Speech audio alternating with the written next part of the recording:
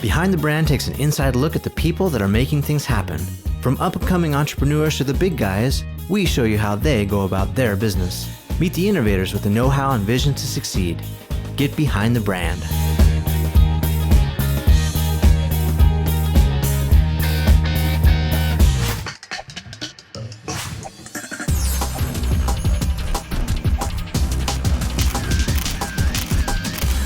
Hi, I'm Bryan Elliott. Welcome to another edition of Behind the Brand. Today I'm here with entrepreneur, angel investor, and author Guy Kawasaki. Guy, welcome to the show. Thank you. Thank you. So great to have you. It's fun being in the back here of this room. Before we get into things, I always like to ask my guests, how'd you get this job? Oh, that's a good question. How did I get this job? Well, let me tell you what it's not. It was not planned. If you had told me 20, 25 years ago that this is what I'd be doing, I would tell you, you're nuts. So How'd you get started? I got started by nepotism. My friend worked at Apple and gave me a job at Apple, even though I didn't have the right background, because I don't. I was in the jewelry business, completely low tech. I never took computer programming classes, anything like that. It was really nepotism. I'm living testimony to the power of nepotism. That was at an incredible time in Apple, right? I mean, this was like Yes. 1984, was it? Yes, it was the introduction of Macintosh. Yeah. I started in '83. We introduced it in January of 1984. I was Apple's software evangelist, so my job was to convince people to write Macintosh software. So I had to enchant developers, if you will. So this book has been, 30 years in the making then, huh? Yeah, people ask me, how long does it take to write a book like this? And I say, well, it depends on how, what you mean. In one sense, 30 years. In another, a year. But it's closer to 30 than one, let me tell you. People who have startup companies, or a lot of people watching this are small business owners and entrepreneurs. And it's easy to sit here and talk about the good old days, but let's reminisce a little bit and tell us kind of the journey. Was it always easy? No, it was never easy. Who told you that? I was hired, that part was easy. I was hired because I was classmates with a guy named Mike Boych. So I went to work for Apple. My job was to convince people to write Macintosh software. Which was both hard and easy. It was easy because Macintosh was so sexy back then. It was so different from MS-DOS. Better programming environment. So that's the easy part. The hard part was it was very hard to finish Macintosh software because no one had done Macintosh software before. I worked in the Macintosh division for about 4 years doing that, working with user groups as well as customers. I left to start a Macintosh software company and sort of believing my own hype. Then I became a writer and a speaker. I actually returned to Apple in 1995 as Apple's chief evangelist. That was when Apple's supposed to die. And I stayed there another 2 years, and I started a small venture capital firm called Garage Technology Ventures. But today, I'm primarily a writer and a speaker. That's what I love to do, and it's probably what I do best. So your new book is Enchantment. I'll just give everyone a little screenshot here. And this is not your first book, obviously. So how is this book different maybe from some of the others that people have read? Well, the others were sort of work in process. I mean, at any point that you write a book, it's hopefully the best you can do. This one reflects 30 years of trying to enchant people. And by that I mean you create a deep, mutually beneficial, voluntary, long-lasting relationship that you can actually change people's hearts and minds and actions. So I had to change people's hearts, minds, and actions about developing Mac software. As an entrepreneur, buying the software that my company made. And as an author, you have to enchant people about, inculcating the values of the book, to embrace the values of the book. So I want people to be more enchanting, to take people from engagement to enchantment. And some of my heroes were Bob Cialdini, who wrote a book called Influence, Dale Carnegie, How to Win Friends and Influence People. So that's the genre that I'm trying to write for. And I hope that I can, be one of those kind of books, that someday somebody will say, oh yeah, there's Enchantment by Guy Kawasaki, How to Win Friends and Influence People by Dale Carnegie, Influenced by Bob Cialdini. Who needs this book most? I mean, is it executives? Anybody with $20. Is it the sales team, though? I mean, because enchanting is really another way of persuading, right? Well, but everybody needs to be enchanting. Listen, very mundane transactions. When you check into a hotel, can you get an upgrade?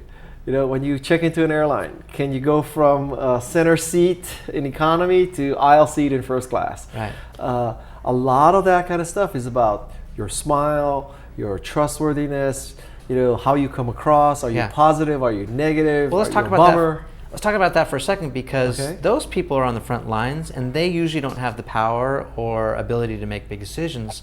So I disagree. Okay, so but a lot of that is culture, right? Like, you know, Southwest Airlines is famous for saying, you know, we're in the customer service business. We just happen to fly airplanes too. Zappos is another one. Tony Hsieh doing great things with customer service. But I think, you know, a large majority of the companies and people working for them, maybe in the trenches, would tell you, oh, you know, I don't get treated well enough to, you know, that's not my job, that kind of thing. It's a cop-out. If you believe that, then you're not going to enchant people already. I mean, you have to believe that even in the most oppressed company, that it is at some level, it's you and that person at that moment. Yeah. And yes, I mean, some environments make it easier because they've empowered their employees and they've given them the freedom to do these things. Yeah. But, you know, unless you work for an organization or you're encountering an organization that is truly dictatorial and totalitarian and just says, these are the rules, enchantment can play a part. Yeah, I see maybe this book is really, maybe first should be given to the executives, right? Because I think a lot of companies are putting, you know, their lowest common denominator at the most high touch, you know, highly impactful places. Isn't that the irony, huh? Right? They pay them the least, they treat them terribly, they treat them like second class citizens. Right. There's tons of turnover, and yet you're saying that, you know, enchanting customers, whatever, giving them the smile, helping them with the upgrade it's all those blocking and tackling tactics, right? And yeah, it is amazing. One of the key qualities of being enchanting is that you look beyond what a person may be, or what a person appears to be is a better way of saying that. So, you know, if you walk in with the haughty attitude that this is just the front desk receptionist, you know, I'm powerful, I'm rich, I'm famous, I'll just walk all over her. You know? I mean, guess what? I mean, in another circumstance, I heard this great story. This guy was standing behind a passenger who was just berating this airline check-in person, you know, where you bring your bags, just ripping her, right? And so I don't know, maybe that made him feel better, made him feel more powerful, but she couldn't do what she probably could do, but she didn't do it. Right? And so after this guy leaves and goes, the next passenger goes up there and says, wow, you know, I feel bad for you. You're just getting ripped by that guy. Where's he going? And she says, well, he's going to Singapore, but his bags are going to go to London. So, retribution.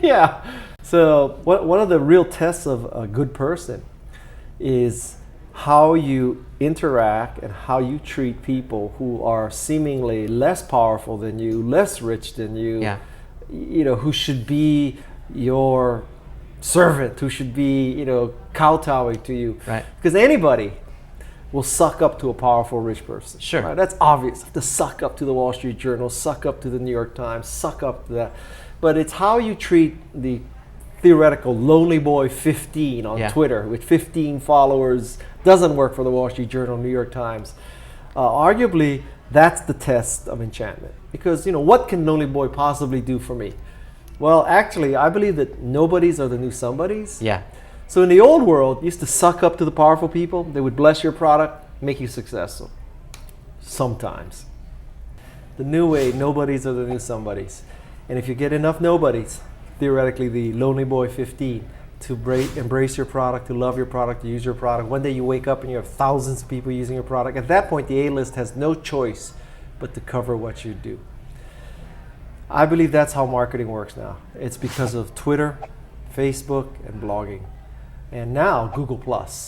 And so those services empower so much information to flow so quickly, so democratically, that, you know, if you think that you can just, because you are this person with 10 million followers and you write for a well-known publication, if you think you can cause success, you're deluding yourself. Right. I really think it's, for an entrepreneur, the thing to focus on is customers. I mean, if you get customers, everything else flows, right? I mean, personally, I would rather focus on the customer and get a lot of people loving me and then worry about the A-list later. Who's doing it well, you think? We've already talked about Southwest Zappos. They get You're mentioned. taking all my examples. Well, they may get mentioned in every interview.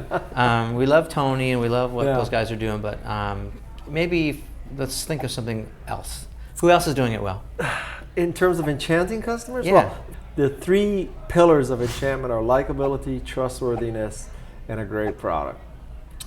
And I would say that likability is Richard Branson. And the first time I met him, he asked me if I flew on Virgin. I said no. He got on his knees and started polishing my shoes. Right?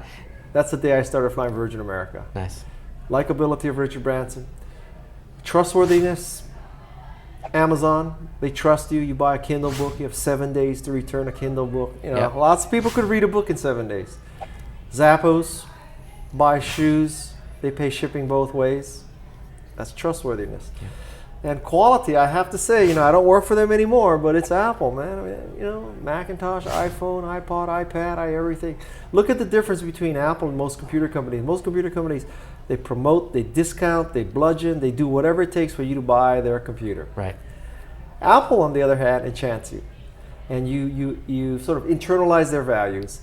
And when you internalize their values, next thing you know, you're buying a Macintosh, iPhone, iPad, iPod, and then you're standing in line at midnight so that, you know, the next morning you can get the first iPad 3, right? That's enchantment. That's the difference. Let's focus on internalizing values for a minute. Okay, so let's suppose that I'm the CEO of my new startup. Yeah. And I really want my staff, my team to internalize the values. And maybe we've come up with them together, that's fine. But how do you really teach that? Because, you know, it's difficult, right? To get everyone to buy in. I don't think that by committee you design a vision or you design, you know, these kinds of values. I think that's pretty much in the DNA of the co-founders. And the DNA of the co-founders of Apple is engineering. Apple is an engineering-driven company. It's not a marketing-driven company, engineering. And so it starts at the top. And after that, you know, I think everything sort of flows down from that. I'll give you an example. I think the origin of HP, the HP way, was about customer service, products, sort of great optimism, trusting people, employees and customers, right? So those, like the HP way. Yeah. Silicon Valley, loved, we all grew up, HP way, that was the way. And then you look at today's management, or what has happened recently, you know, you see the philosophy on one side, the visions and the values, and you see the management on the other side. They're so disconnected. Yeah. Look what happens to the company. Yeah. That's the hard part. All right, so some of this old school stuff still is valuable. It's still valid. That's why it's old school. Right? Most of that, you know, fundamentally, you have to be likable, you have to be trustworthy, you have to have a great product. Yeah. I mean, arguably, you don't need to read my book to be told that. The thing is that, you know, now that I've told that, and now that, you know, you've told that, we've all told that, how many people still do it? Well, it's kind of an indictment too. Yeah. It's an indictment. It is. You know, you're calling people on the carpet. I'm a small business owner. I think I've got a good product or service. How do I get to great? Believe it or not, I don't have any magical answer for you. And anybody who tells you they do, you should probably not trust them. What I've learned is that I used to think that the key to success is a great idea. And then once you have this great idea, it's so obvious how you implement it. And then after you've implemented it, it's so obvious that everybody will love it. And, you know, the rest is history. Yeah. Now that I'm getting older and ground down, I have a whole new theory. My whole theory is that ideas are easy, implementation is hard. And so implementation takes years. Macintosh is 26 years old, 1984. If you told me it was going to take 25, 30 years to make something like this successful, I would have told you, A, no thanks, and B, you're nuts. It'll happen much sooner. Yeah. That's how long it takes. So this is a long way of answering your question. In a sense, my response to, you know, small business, great product, how do you make it successful, how do you make it tip and all that, you have to just grind it out. There's nothing magical. I mean, yes, social media can make it faster, cheaper, better. word of mouth, all those things. Yeah, no question. Yeah. But at the end of the day, it's the willingness to grind things out. You've had a lot of successes. Some of them you've fallen into, like your nepotism story. Yeah. What hasn't worked for you, Guy? What hasn't worked for me? How long we got on this tape here? First of all, that's you can look at my career a very different way, just so you know that I am realistic. I work for Apple. The best Apple has done is probably recently, without me, 10% market share. So that means 90% non-market share, right? You could say Macintosh lost. You could, right? 90 to 10. That's one way of looking at it. So that's one. Am I proven as a venture capitalist? Have I funded a Google, a Yahoo, a Cisco, or an Apple? Nope. So I don't wake up in the morning thinking, oh, I'm so successful. Yeah. Where I come from in Silicon Valley, we have such a perverted way of looking at life. So like Steve Jobs is considered a success. Larry Ellison is considered a success. Bill Gates, Steve Ballmer, Zuckerberg, those kinds of people. Honestly, I don't look at myself as this just great success. Really, I really don't. Well, to a lot of people, I think, and you're being modest, I appreciate that. No, I'm being honest. This is different. Well, that's fair. But, to a lot of people, I think, you're a pioneer, especially in this space. Definitely an evangelist for social media. Mm-hmm. You're an advocate for values, and you've written about them. Let's talk a little bit about some of the mistakes you've made along the way. I mean, one of your recent ventures, Alltop, mm-hmm. is having phenomenal success, right? Well, see, even that, phenomenal, it's all relative, okay? Alltop gets about 2 million page views a month. That's decent. That's respectable. Decent. Yeah, I mean, many people would be happy with that. But, to be a real internet business based on advertising, you need 20 million page views. So it's 1/10 of where it has to be. Okay. Is that a huge success? Not really. Is it a total failure? Not really. But that is going to be a grind them out business too. That's one of those things that at the end of the day, who's left standing? Yeah. And so you read about these things like Google. They started and you look at the searches and they just went like that to the moon, right? Yeah. And then there's YouTube went like that to the moon, and then there's Facebook that went like that to the moon, and then there's Twitter that went like that to the moon.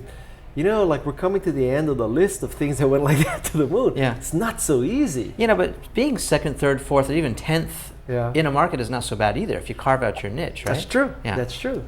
Then it's a matter of how you define your niche. Yeah. But I'm just trying to communicate that success takes grinding it out. Okay. It really does. Guy, there's such a stigma attached to mistakes and failures, and a lot of people don't like to talk about them because, it seems negative. But and a lot of people have said before me that if failures are an option, then neither is success. They really go hand in hand. Talk to us about some of the real mistakes maybe you've made, stumbles along the way, so that the people watching can learn and get some hindsight. Let's zoom out beyond even me, okay? Because I'll give you better examples. Okay. I have plenty of failures, but it would take a long time to explain the failures and all that. Okay. So I'm not saying I don't have failures. I'm just saying I have better examples. Okay. Apple computer, great example of failure, right? 10% market share. Is that, how good is that? 90% non-market share, that's number one. Apple III, Lisa, Newton. I mean, if you looked at all the products that Apple introduced, you can't say that they're batting 1,000. Yeah. So, that's life. Now, theoretically, you learn something with Newton that you can apply to iPhone. You learn something with Apple III you can apply to Macintosh. But, it's all about, it's not so much have you failed, it's what you did after you failed. Yeah, and that's what I want to know about you. Because you can either go home or you can keep grinding. That's what I want to know about you personally, because maybe, you're this, larger than life, like I said, pioneer, this guy who's out there waving the banner all the time. But I don't know how many people really know the real Guy Kawasaki, There's not that much to look at. Let me ask I'm you a WYSIWYG kind of guy. So if you could be the CEO of any company, you had your choice. Yeah. Where would you work? What would you like to do? I have zero interest in being a CEO. I have 4 children right now. Okay. They are 6, 9, 15, and 17. I am not going to look back on my life and say, I spent their whole youth working and now I'm free and available and they're gone. I will not do that. Well, what would you like to do? What position? Are you director of marketing? Are you the Walmart greeter? I mean, what? If somebody said to me, Guy, what would you like to work on right now? Yeah. I would say I would like to advise Google on evangelizing Google Plus. Nice. Because I think Google Plus is so great. Why do you think it's so great? Because it is so much more interactive and so much more engaging. It's good for the engager and the engagee. So you say more, I mean, you're comparing it to Facebook? Facebook and Okay. Twitter. All right. Facebook and is so much better for what I need to do In on what Facebook way? and Twitter. The ability to thread, the ability to edit after you've posted, the ability to make sure that when you respond to someone, it's not lost in a billion tweets, that the person really got your response. The ability to have, instead of these tiny pictures on Facebook, you have like a big substantial picture on Google Plus. I'm not, I know everybody talks about circles where you have, family, friends, and nutcases and whatever. I don't use circles. I'm either blasting it out or it's not going out at all. What's your legacy? My legacy is that I want people to remember that with my speeches and my books and my writing, that I empowered people to make the world a better place. One of which is I'm empowering people to be more enchanting so that their products and services can be successful. What haven't you been asked yet? Nothing. Ever in my life? In interviews like this, I mean, for example, what's something about you that a lot of people don't know? Maybe something personal. You have a superpower, for example. No, my great passion in life is hockey, but most people know that already. So, no, I'm a very transparent person. I'll tell you why. I figured out early in my life that when you're transparent and honest, it's much easier to live your life because you don't have to remember the lies you told. Right. It's much more efficient. So it's not just I'm trying to be a wonderful person and all that. It's just easier. It's just more efficient. Yeah. Because when you start telling lies, you have to really keep track of who you lied to and what you said. Have you known people like that? Well, much of business is like that. How you spin things and all that. It's really, and as you get older, as I am, it's harder to remember the lies. There is only one truth. There's multiple lies. It's the efficient way to go. All right, so what final advice would you give to business owners? People who, let's think about in three categories, the people who are in startup mode, the people who are, in the middle, and then the people who are maybe a little farther down the road. Okay, so people in startup mode, the most important thing you should do is create a prototype. Not a spreadsheet, not a business plan, not PowerPoint, prototype. An actual tangible thing. Yeah. Okay. And get people to use it. You'll learn more about it. You'll figure out if people are really interested or not. All your hypothetical, 2x2 matrices where you're in the upper right-hand corner, all that goes out the window. You'll really find out. So that. Well, is that what you look at as an investor? Whether or not someone's prototype, got. Yeah. Okay. That's where PowerPoint is easy. Prototypes are hard. So they have a better chance of getting dollars from investors, you think? I think so. Okay. Especially if the prototype's working and people are using it. Yeah. What if it's so expensive it's cost prohibitive? Is it worth it to make the investment? That's a more difficult question. Yeah, I mean, it's not so easy to biotech the cure for cancer, right? Yeah. I don't have an answer for that. Right. That's not my area of expertise. Fair enough. So that's for the startup. The sort of growing company, my best piece of advice is you should always hire people that are better than you. Although this is going to apply to all parts of the time cycle. But really, that's, when you're growing, there's often a tendency, it's like, we'll just hire the first person that comes in that has room temperature IQ. That, you should hire people who are better than you. And then the last part, this mature company, I think you have to imagine that there's two guys in a garage, two gals in a garage, guy and a gal in the garage. They're trying to kill you.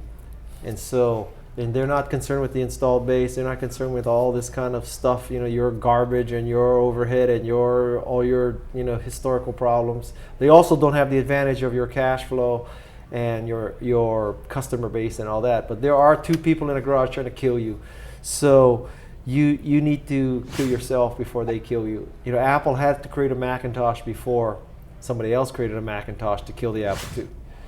And I wouldn't say the iPod, iPad, and iPhone has killed Macintosh, but it definitely, has made Apple jump to the next curve. All right. Well, we've been spending a few minutes with Guy Kawasaki, author of the book Enchantment. Guy, thanks so much for talking with us. Good luck with everything. Appreciate it.